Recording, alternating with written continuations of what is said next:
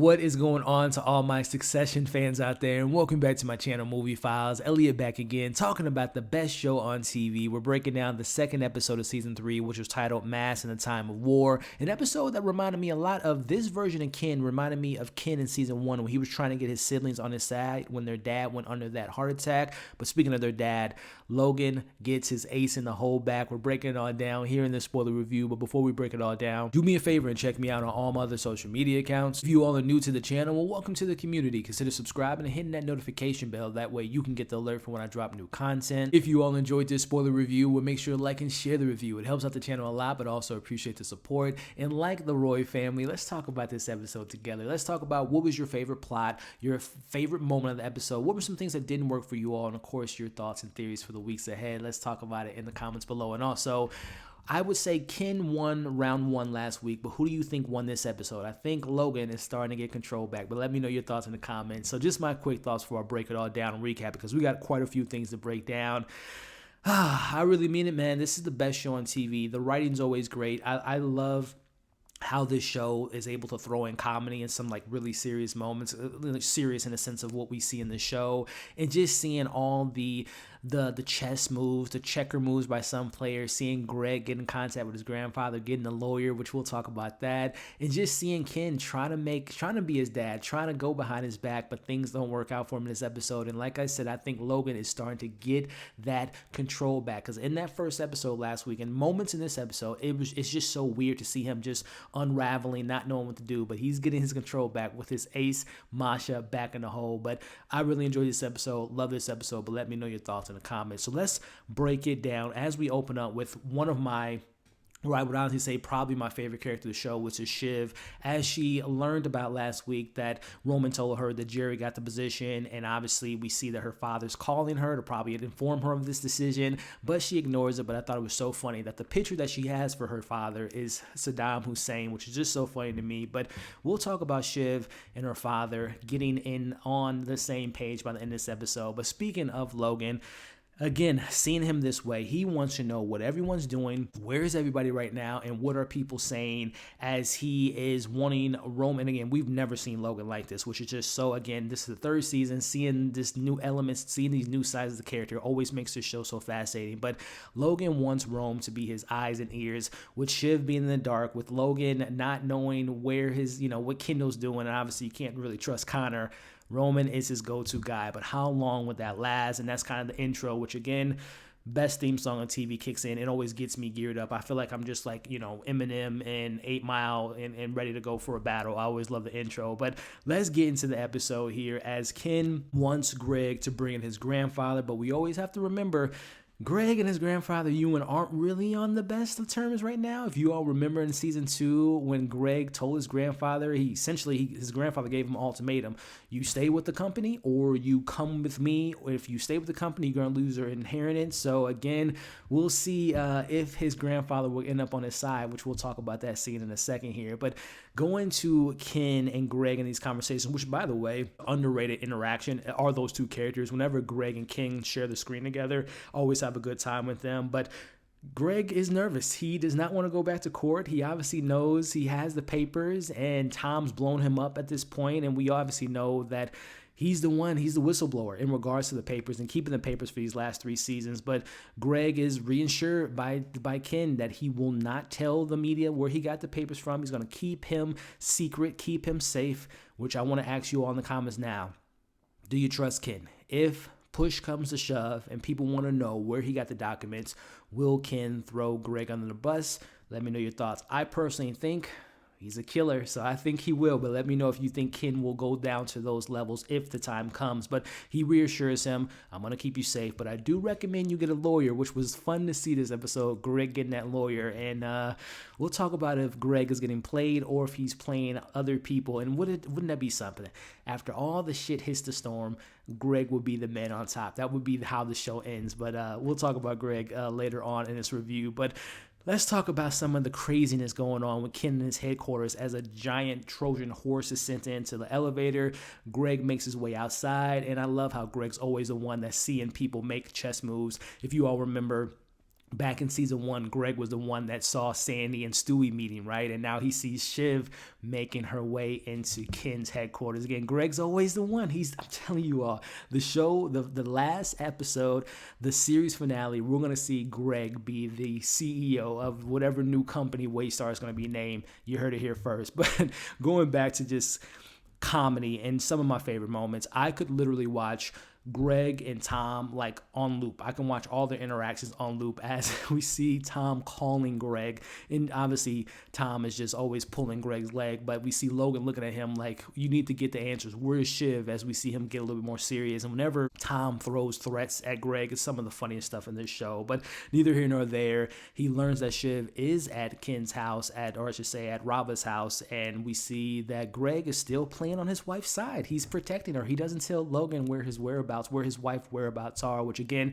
it's just so interesting to see Greg kind of playing the fence. He's ultimately gonna follow Shiv no matter how he feels about the relationship right now. He knows who to follow, and it is his wife. Happy wife, happy life. But time for a moment that I always love, and it's brother and sister time. As are they going to team up? I'm talking about Shiv and Ken as they meet. But before we get into this, we got to talk about this right here. And I always talk about another great interactions. Whenever Rome and Gerri have a moment, as Gerri is taking a photo of her name as the CEO of Waystar, she takes a picture, sends her daughters, and we see Rome making fun of her. Is just their back and forth is excellent. But nonetheless, it's interesting to see Rome in this moment as he tries to kind of play his hand, and he mentions the team up. He wants to team up with Gerri, and offers that she maybe have a committee to help make the tough decisions, and Rome's training from last year might have to come in place. So again, seeing all these different team ups and mashups of these characters, Rome and Gerri and Shiv and Tom, Shiv and Ken, Logan and whoever, I just love the team ups here as everyone's trying to gear up, because this war coming, ladies and gentlemen. This civil war will be something epic to see in this season. But going back to brother and sister, Shiv and Ken gets straight to the point. He tells her he wants her on his side, and like I mentioned, this is such an underrated part of the show. Whenever they are on screen together, it's always they're big brother, little sister.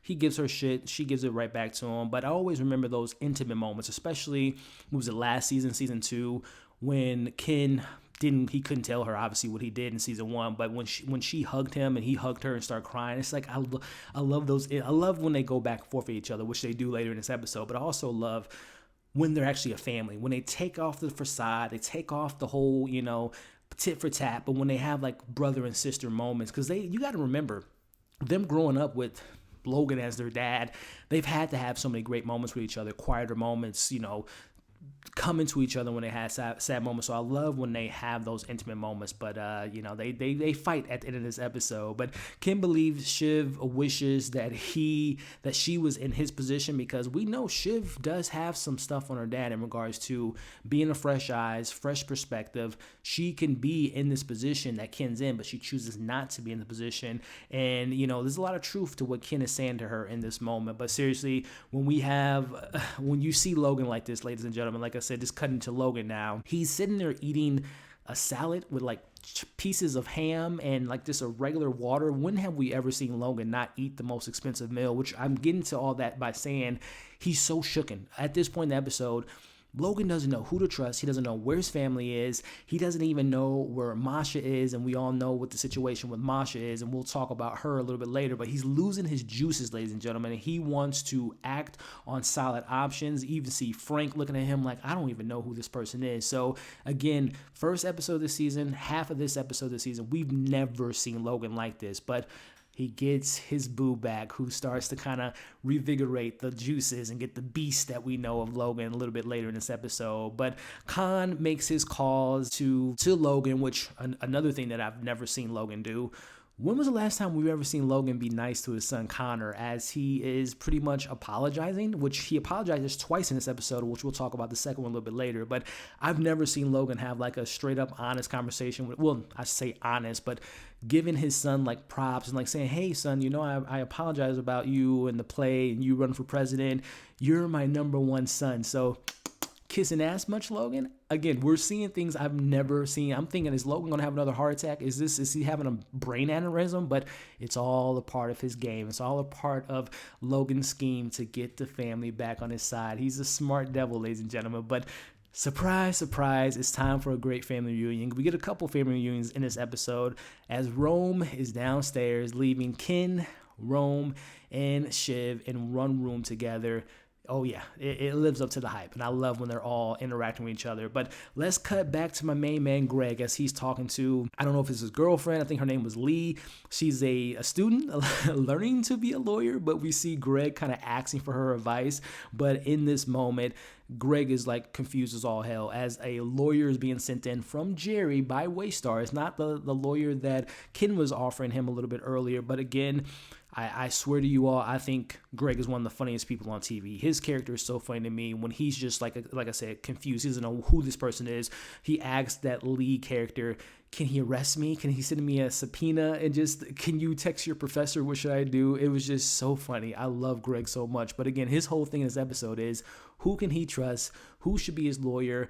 And he gets one by the end of this episode, which we'll talk about. But going back to our famous couple here, our power couple, Tom gives Shiv a call, and she lies about her whereabouts. No surprise there. Shiv's always lying to Tom, but we see her like look at that envelope and thinking that she's going to find the cruise documents, but obviously her brother was setting up with a big FU on the piece of paper. But I love the question at hand because we can't forget this whole relationship between Tom and Shiv. Right now, they're both on a surface level trying to keep their finances in order, whose side is going to be on who, but they're in a relationship that's not too strong on the foundation right now. So she says, oh, I love you. And he says, no, okay, thanks. I appreciate it. And she's like, do you not love me? And he eventually says he does love her. But like I asked you all last week, based on this episode, based on last week's episode, based on their relationship so far, do you believe Tom and Shiv will make it by the end of the season? Let me know your thoughts in the comments below. But moving forward, the crew is back, ladies and gentlemen. Rome, Shiv, and Ken. Let's call them the big three. Well, the big three is back as Ken puts it out there that their dad is over and it's time for brother and sister to team up, ladies and gentlemen. But got to go back to my main man, Greg, as he is giving the verbal 5-star to his Uber driver. Leave it to Greg, right? But he is meeting with his grandfather. His grandfather actually agrees to meet with him. And we see Greg making moves, asking for advice from his grandfather in regards to a lawyer situation. And his grandfather offers him, yeah, you should get a lawyer and I'm going to help you out. So I guess, as Logan said last year, Ian, he's not a hard ass like Logan. So he was going to bring back his grandson, but I think he might be playing his grandson, which we'll talk about a little bit later. But the question that we asked last week, was Ken's decision premeditated? Was it just spontaneous? Did he just come up with the idea to out his father? Well, we learn in this scene he had inklings. He wanted to do this, but he didn't really know until the moment actually hit. He spoke to lawyers about it, so that answers my question last week. This was all preconceived. This was all premeditated in his decision to call his dad out. But in this conversation, they're in their daughter.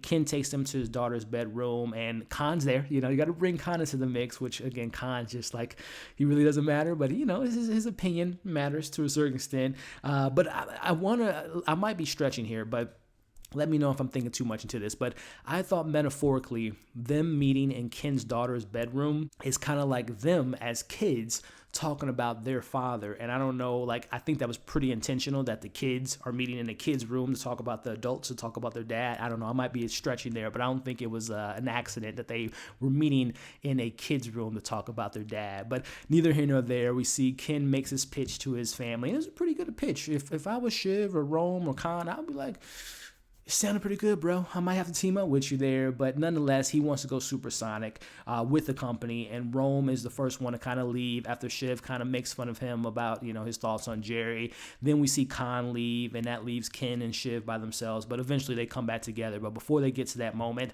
guess who makes a comeback? Masha is back into the front, the ace in the hole, as I call her earlier in the episode. She's been gone for a while, and, Logan thanks her for coming. He says his second apology for the episode. Again, who is this Logan? This isn't the Logan I've known for the last 2 seasons, apologizing for his mistakes, all part of his moves, but she was hurt. We all know what last year's affair meant to her, and she wants some compensation, some money for that. But again, 2 apologies from Logan. Desperate times calls for desperate measures, ladies and gentlemen. But let's go back to Ken's pitch here. As the skeletons are coming out, Ken knew Connor knew and Rome knew about, and not to like the full extent of people dying and the whole crew situation, but they knew there was some, harassment, there was some, sexual assault against women, but they kept it under wraps because of the fear of their dad. But the only person who didn't know was Shiv, which I just want to know. Do you believe that? Do you believe Shiv didn't know about it? Of course, she didn't work in the company like everyone else. Connor didn't work for the company. But do you think Shiv knew? Was it an inkling, or did you think she was completely oblivious about it? I don't think she knew, but let me know your thoughts in the comments below. But as Ken, he gives him this pitch about, again, we have to call out these demons. You got to pick the good side. You know which side you want to be in. But he tells them he has to go outside to meet his kids, but it was all a lie. He's going outside, again, making more chess moves as he's meeting with Stewy, but also we meet a new character played by incredible actress Hope Davis. She is a new character. She is playing Sandi's daughter, and I expect her to be more integral in this season. We probably won't see much of Sandi, but she's going to probably be representing her father throughout this episode. But we see Ken making his pitch to Sandi about the shareholder vote. So again, I'm a fan of Hope Davis, aka Iron Man's mom, but I'm really excited to see what she brings to the season and seeing this relationship between her and Ken. Obviously, she's going to be representing Sandi, seeing how Stewy's going to be in the mix, so I'm really excited to see how she plays into this season. But let's go back to Masha as she makes her demands in regards to getting back into the fold and making it look like the relationship is good between her and Logan. She wants the affair to be addressed. She wants her role in the trust to be up. She wants her family to be in a better financial position. But more importantly, she wants more money, ladies and gentlemen. And as she goes in the room and massages Logan's shoulders, I'm like, yo, this family is just like a hot mess. They have personal feelings. They're hurt inside, but if you can pay them enough money, they can put their emotions aside. So again, Masha, the ace in the hole, it's looking good. Like I said, the pendulum switching back to Logan, ladies and gentlemen. And let's go back to this conversation. As I mentioned, I love when Shiv and Ken have conversations, when Tom and my boy Greg have conversations. But another great combination here is whenever Shiv and Rome have conversations, it's always golden. But more importantly, it's always hilarious as they're talking about their dad and he's talking about position and Shiv's eyes of the F eyes again. I just love the pairing. The show has the greatest pairings whenever certain characters, literally when all characters share screens with each other, it's always golden to me. But I really love when Shiv and her younger brother Rome have a conversation. But let's get back to Ken as he lets them know Sandi and Stu will not be voting against them. Shareholders vote and he's on their side. And again, this feels a lot like season 1 when Ken was trying to get them on his side, when obviously Logan went under with his heart attack and all that, and they eventually said no. Well, different circumstances, but essentially the same thing kind of happens here as, we see them, it comes down to my dad, our dad, was willing to put me in jail. He would do the same for you. So he was making a good pitch there, but I don't know if the plan's going to work out. And we see Ken, his position right now, he's going to be the leader, and he's saying that we can have separate divisions. You can all have your piece of the pie, and we can do this takeover together as a family. But unfortunately, things don't work out. We see, inevitably Shiv goes outside, tells Tom the news. We see that Rome tells Gerri the news, and we see Gerri saying she wants to be a team with Rome, working her position. Everyone's working their position. Everyone's trying to get everyone on their side, but she tells Rome, you're going to probably all be burnt by Sandi and Stewy. So stick with me, baby. I'll keep you nice and warm. So again, just seeing all these chess moves being made. But the troops return, and it is time to make a decision. And we see Khan. I'm surprised Khan didn't call Willa